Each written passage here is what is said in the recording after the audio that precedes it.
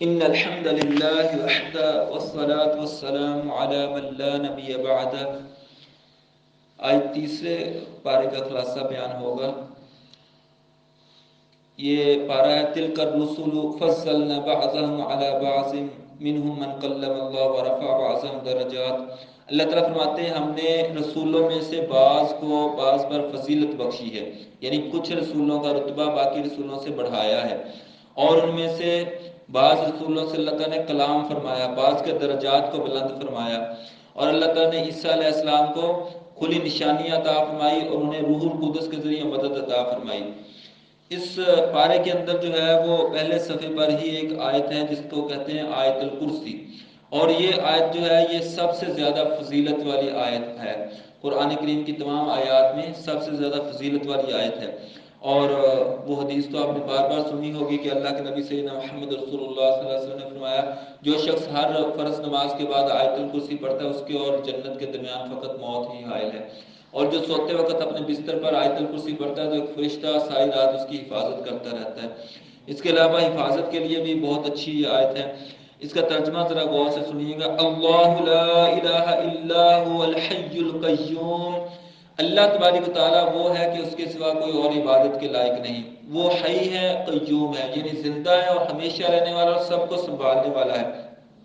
لا تأخذہ سنۃ ولا نوم، اسے نہ نیند آتی ہے نہ اونگ آتی ہے، یعنی نیند ہوتی ہے نا ایک بندہ سکون سے سو جاتا ہے، ایک ہوتا ہے بندے کو بیٹھے بیٹھے جھٹکا لگتا ہے، اونگ ہوتی ہے۔ تو اللہ تبارک تعالیٰ نیند سے بھی پاک ہے، اونگ سے بھی پاک ہے، کیونکہ یہ کمزوریاں ہیں، اللہ ہر کمزوری سے پاک ہے۔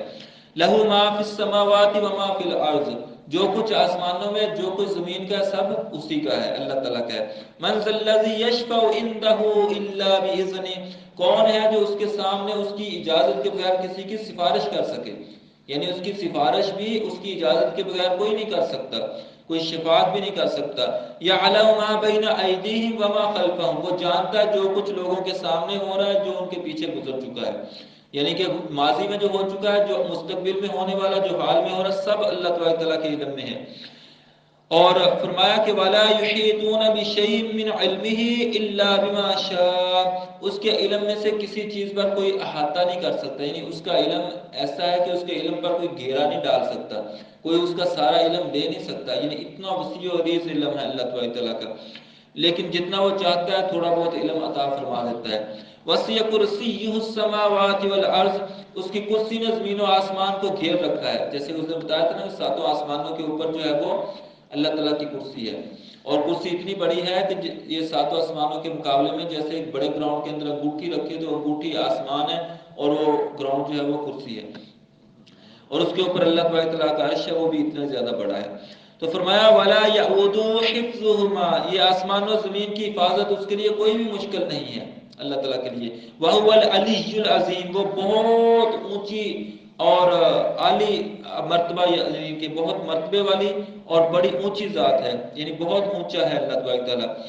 تو اسی پارے کے اندر جو ہے وہ دوسرے پارے میں اللہ تبارک تعالیٰ نے حضرت ابراہیم علیہ السلام کا واقعہ بیان فرمایا، جو جب اس نے نمرود کے سامنے حق بیان فرمایا، اور اسی طرح وہ واقعہ بھی جب حضرت عزیر علیہ السلام جو ہیں ان کو اللہ تعالیٰ نے 100 سال کے لیے سلا دیا، وہ واقعہ بھی اسی بارے میں ہے۔ اسی طرح ابراہیم علیہ السلام نے کہا کہ کیسے اللہ تو جو ہے وہ مردوں کو زندہ کرتا ہے، تو اللہ تعالیٰ نے فرمایا کہ تم جو ہے نا وہ پرندے لو، تو انہوں نے کچھ پرندے لیے اور لے کر 4 پرندے لیے اور ان کے مختلف اعضاء 4 ٹکڑے کر کے مکس کر کے ان کو مختلف پہاڑوں پہ رکھ دیے، پھر ان کو بلایا تو وہ اس کی طرف دوڑ کے آئے، تو اللہ تعالیٰ نے فرمایا کہ اب جان لو خوب اچھی طرح کہ اللہ تبارک تعالیٰ ہر چیز پر قادر ہے اور وہ عزیز الحکیم ہے۔ پھر اس کے بعد اسی بارے میں سورہ بقرہ میں ہی اللہ تبارک تعالیٰ نے اللہ کی راہ میں خرچ کرنے کے حوالے سے بیان فرمایا کہ اللہ کی راہ میں خرچ کرنے کا کتنا اجر و ثواب ہے۔ اللہ تعالیٰ فرماتے ہیں الذین ينفقون اموالهم فی سبیل اللہ، جو اللہ کے راستے میں مال خرچ کرتے ہیں، ثم لا یتبعون ما انفقوا منا ولا عذا، وہ اس کے بعد نہ تو احسان جتاتے ہیں نہ تکلیف دیتے ہیں، لہم اجرهم عند ربهم ولا خوف علیہم ولا هم یحزنون، ان کا اجر ان کے رب کے پاس ہے، ان کو نہ خوف ہوگا نہ غمگین ہوں گے۔ اسی طرح اور بھی اس کے یعنی کہ صدقے کے حوالے سے، صدقہ خیرات کے حوالے سے کچھ بیان ہوئی ہیں باتیں۔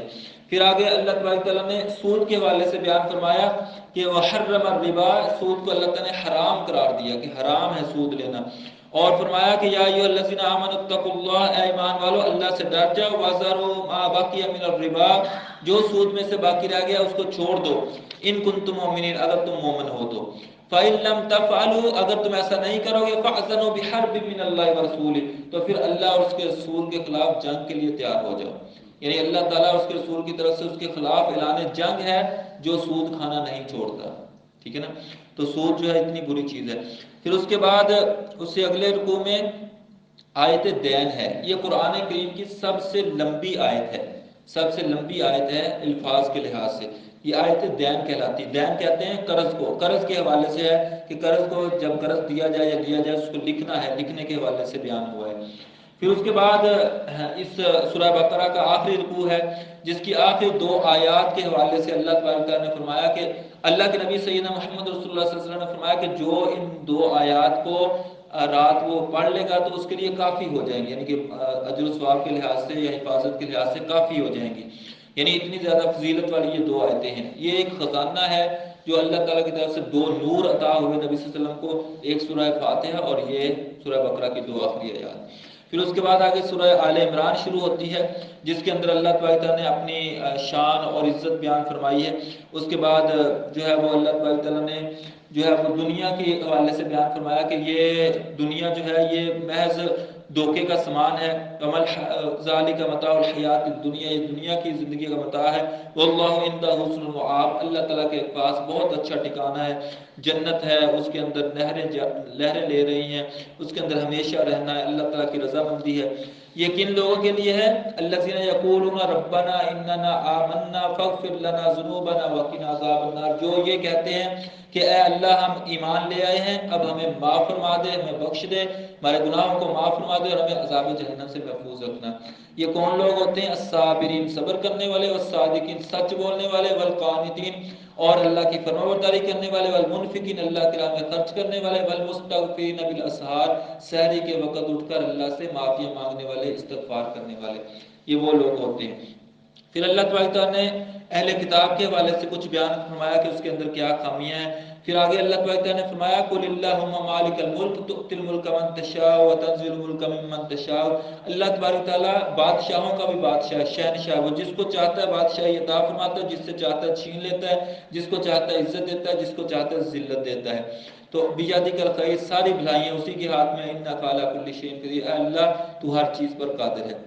پھر اس کے بعد اللہ تعالیٰ نے فرمایا قل ان کنتم تحبون اللہ فاتبعونی یحببکم اللہ. اے پیارے نبی صلی اللہ علیہ وسلم آپ کہہ دیجئے اگر تم اللہ سے محبت رکھتے ہو تو میری پیروی کرو، میری اتباع کرو، میرے پیچھے چلو، میری اطاعت اور فرما برداری کرو. اللہ تم سے محبت بھی کرے گا، تمہارے گناہ بھی معاف فرما دے گا. اور فرمایا کہ اگر اللہ اور اس کے رسول کی اطاعت اور فرما برداری کرو، اگر ایسا نہیں کرو گے تو اللہ ایسے کافروں کو دوست نہیں رکھتا. ٹھیک ہے نا. پھر آگے اللہ تعالیٰ نے حضرت مریم علیہ السلام کا واقعہ بیان فرمایا، ان کے بچپن کے حالات بیان فرمائے، اور حضرت زکریا علیہ السلام کا مختصر واقعہ بیان فرمایا. انہوں نے جب اپنے بیٹے کے لیے دعا کی ان کو کیسے خوشخبری ملی، کیا ہوا. پھر اس کے بعد حضرت مریم علیہ السلام کو جب حضرت عیسیٰ علیہ السلام کی خوشخبری ملی اس حوالے سے بیان ہوا. پھر عیسیٰ علیہ السلام کے معجزات بیان ہوئے.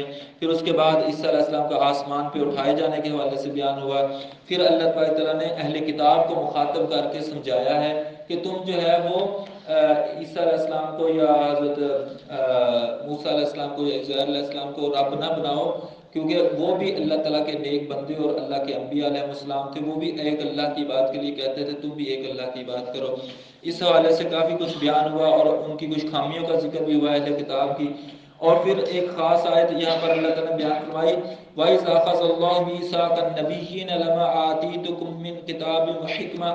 اللہ تعالیٰ نے انبیاء علیہ السلام سے شروع میں، آدم علیہ السلام سے بھی پہلے سارے نبیوں کی روحوں کو اکٹھا کر کے ایک عہد لیا تھا کہ جب میں تمہیں کتاب و حکمت دے کر دنیا کے اندر بھیجوں، پھر تمہارے پاس اور اگلا رسول آ جائے مصدق لما معکم، جو تمہارے پاس ہے اس کی تصدیق کرتا ہو، تو تم نے کیا کرنا ہے؟ لتؤمنن بہ، تم نے ان پر ایمان بھی لانا ہے، ولتنصرنہ، اور ضرور بضرور اس کی مدد بھی کرنی ہے. ٹھیک ہے نا. یہ سارے نبیوں سے اللہ تعالیٰ نے وعدہ لیا تھا. تو اللہ تعالیٰ بیان فرماتے ہیں کہ اگر انبیاء علیہ السلام سے بھی کوئی موجود ہوتے تو محمد صلی اللہ علیہ وسلم کے دور کو پا لیتے، تو ضرور ان پر ایمان لاتے، ضرور ان کی مدد کرتے. تو اہل کتاب تم کیسے بندے ہو کہ اللہ کے نبیوں کو مانتے اور اللہ کے نبیوں کی بات نہیں مانتے؟ اللہ کے نبی بھی ہوتے تھے، وہ بھی نبی مکرم صلی اللہ علیہ وسلم کی بات کو مانتے، ان کی مدد کرتے، ان پر ایمان لاتے، تم کیوں نہیں اللہ تعالیٰ کے نبی صلی اللہ علیہ وسلم پر ایمان لے آ رہے؟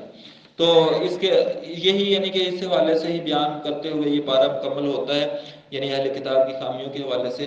تو آخری آیت یہ ہے کہ اللہ تعالیٰ فرماتے ہیں ان الذین کفروا وماتوا وهم کفار، وہ لوگ جو کافر ہیں اور کفر کی حالت میں مر جاتے ہیں، فلن يقبل من احدهم ملء الارض ذهبا، وہ اگر زمین بھر سونا بھی اللہ کی راہ میں دے دیں فدیے کے طور پر، ولا مفتدی بھی، فدیے کے طور پر، کہ ہمیں فدیہ ہوتا ہے نا، قیدی ہوتا ہے وہ فدیہ دے کر چھوٹ سکتا ہوتا ہے، جیسے وہ غزوہ بدر میں چھوٹے تھے۔ تو اللہ تعالیٰ باتیں قیامت کے دن جو کفر کی حالت میں مرا ہوا بندہ ہوگا نا، وہ پوری زمین سونے کی بنا کے فدیے میں دے دے تو نہیں چھوٹ سکے گا، حالانکہ اس کے پاس کچھ بھی نہیں ہوگا، زمین بھر کے ایک ٹکڑا بھی سونے کا نہیں ہوگا، لیکن زمین بھر بھی سونے کی وہ دے کر چھوٹ نہیں سکتا قیامت کے دن۔ اولئک لهم عذاب علیم وما لهم من ناصرین، ان کے لیے دردناک عذاب ہوگا اور کوئی ان کا مددگار نہیں ہوگا۔ اللہ تعالیٰ ہمیں ان میں شامل نہ فرمائے۔ اللہ تبارک تعالیٰ ہمیں کتاب کریم قرآن کریم کو سیکھنے، سمجھنے، عمل کرنے اور دوسروں تک پہنچانے کی توفیق عطا فرمائے۔ سبحانک اللہم و بحمدک، اشہد ان لا الہ الا انت، استغفرک و اتوب الیک۔